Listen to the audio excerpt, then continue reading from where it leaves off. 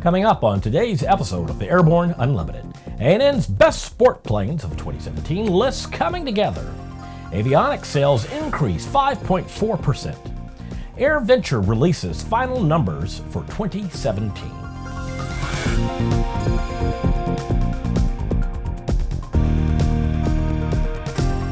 Hello, I'm Christopher C. Odom. It's August 7th, 2017, and this is Airborne Unlimited. We thought it was going to be easier than this, but a flurry of highly educational emails, calls, and remarks have made this year's selection of the best sport planes of 2017 a pretty intriguing pursuit. To be honest, due to extensive feedback, it's been a bit more interesting this year than it has in the past. While we're not quite done with the list, a few undisputed leaders have emerged. The progressive Aerodyne C-Ray has been a consistent leader in these surveys, and our own data, experience, flight tests supports that aggressively.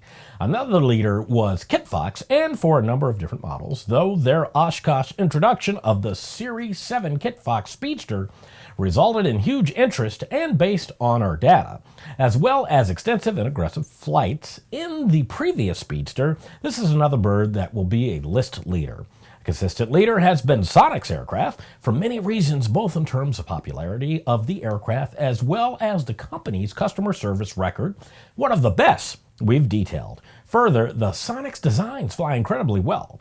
Two other companies getting a tremendous response were Vans, of course, whose RV-12 was just upgraded to become the RV-12IS, and the Aircraft Factory Sling LSA series, which has also garnered huge success in the four-place Rotax 914-powered Sling 4, possibly one of the best four-place values in the sport plane segment.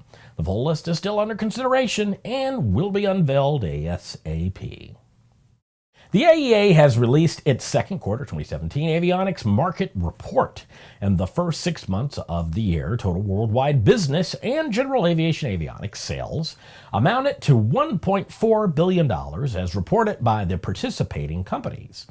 The figure represented a 2.7% increase in year-over-year sales, compared to the first 6 months of 2016 amount of $1.1 billion. Sales during the second quarter months of April, May, and June in 2017 were approximately $579 million, a 5.4% increase compared to the 2016 second quarter sales of $549 million. Of the more than $1.14 billion in the sales during the first 6 months of 2017, 56.2% came from the retrofit market, while forward fit sales amounted to 43.8% of the sales. It's encouraging to see a positive increase in year-over-year sales for 2 straight quarters, something we haven't experienced since 2014, said AEA President Paula Dirks. The retrofit market has seen the biggest growth in sales with a 26.3% increase compared to a year ago. After the break, AirVenture 2017 set records. Sandia introduces the new SAI 340 Quattro TSO'd airspeed, attitude, altitude, and slip.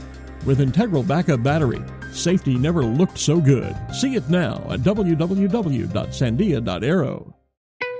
There's a difference between charting a steady course and pushing for the ceiling.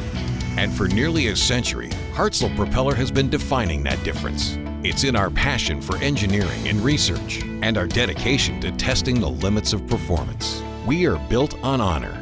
We are Hartzell Propeller. Based on the popular Sling 2 LSA, the Sling 4 was designed to be the most practical and desirable lightweight four-place experimental aircraft on the market. Find out more about this 115 horsepower turbocharged airplane at airplanefactory.com. Welcome back. If you'd like to be a supporter of Airborne Unlimited, send an email to jim@aero-news.net. The final numbers are in from AirVenture 2017, and by all measures, the show had a very good year. What an incredible year it was at Oshkosh, from the U.S. Navy Blue Angels and Apollo reunion to new aviation innovations on display in two B-29's flying formation. As part of 75 years of bombers on parade, it was a week filled with only at Oshkosh moments, said EAA Chairman Jack Pelton. Approximately 590,000 attendees showed up, an increase of 5% over 2016. Amazing. More than 10,000 aircraft arrived at Whitman Regional Airport at Oshkosh and other airports in east central Wisconsin. At Whitman alone, there were over 17,000 aircraft operations in the 10-day period from July 21st through 30th, which is an average of approximately 123 takeoffs and landings per hour. Each week we share with you an online video that one of our viewers found especially entertaining. We call it our Aero Video of the Week.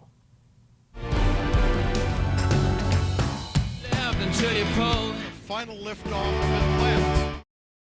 Landing a seaplane on extremely smooth water, glassy water, is risky because it's almost impossible to tell how high you are. Check out the particularly well-executed version. Search Glassy-Water Seaplane Landing Surprises Passenger on YouTube. After these messages, RAF announces fly-in changes.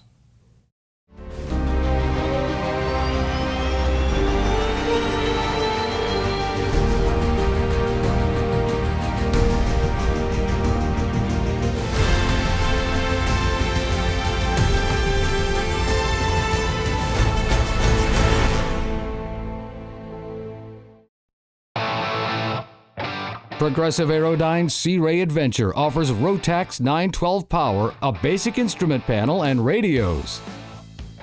Fly it away for under $120,000. Visit searay.com for more details. With so much news coming out of the aviation industry, we're summarizing a few of those other great stories in a brief segment we call Around the Patch.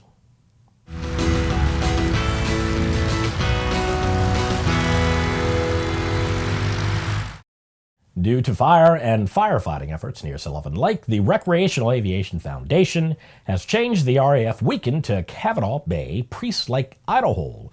Join RAF Washington State Liaison Dave Whitelaw August 12th and 13th at Cavanaugh Bay. The Whitelaw brothers will be barbecuing king salmon on Saturday. If you're attending, you're asked to please bring your favorite side dish to share. The NTSB has issued an investigative update for the July 7th near miss at San Francisco International Airport.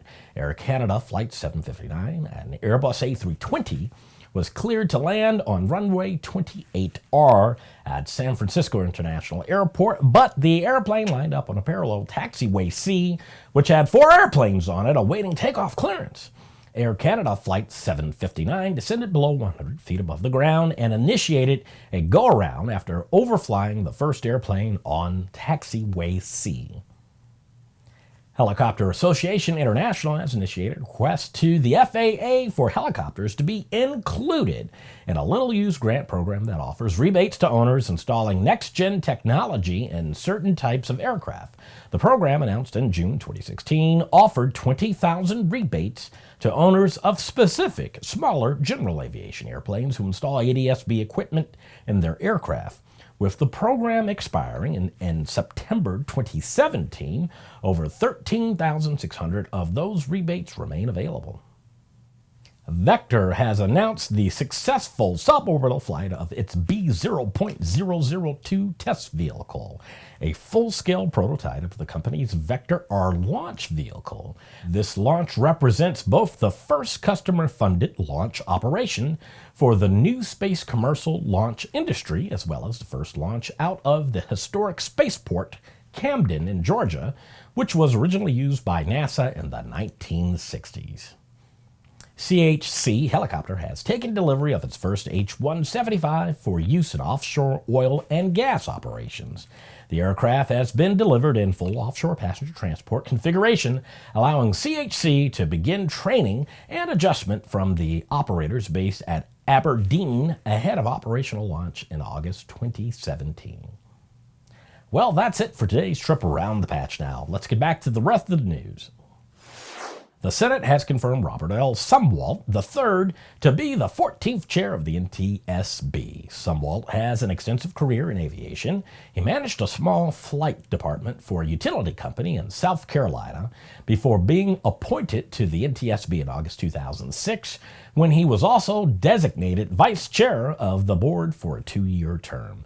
In November 2011, President Barack Obama appointed Sumwalt to another 5-year term as a board member, and Sumwalt was again designated vice chair on March 31st, 2017. While on the board, Sumwalt has led teams of NTSB investigators and other parties as the member on scene for several significant investigations, including an Embraer Phenom 100 accident in Gaithersburg, Maryland in 2014. A Hawker Beechcraft Premier 1A accident in Thompson, Georgia in 2013, and the crash of an emergency medical services helicopter in Georgetown, South Carolina in 2009. In addition to Sumwalt's career in business aviation, he was a pilot for 24 years with Piedmont Airlines and U.S. Airways, where he was on a special assignment to the Flight Safety Department and served on the company's Flight Operations Quality Assurance Monitoring team. He was also a consultant to NASA's Aviation Safety Reporting System.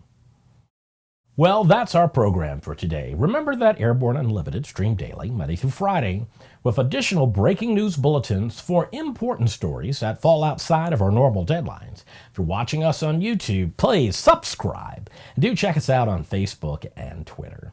Get comprehensive, real-time, 24/7 coverage of the latest aviation and aerospace stories anytime at aero-news.net. Keep flying. We'll see you tomorrow.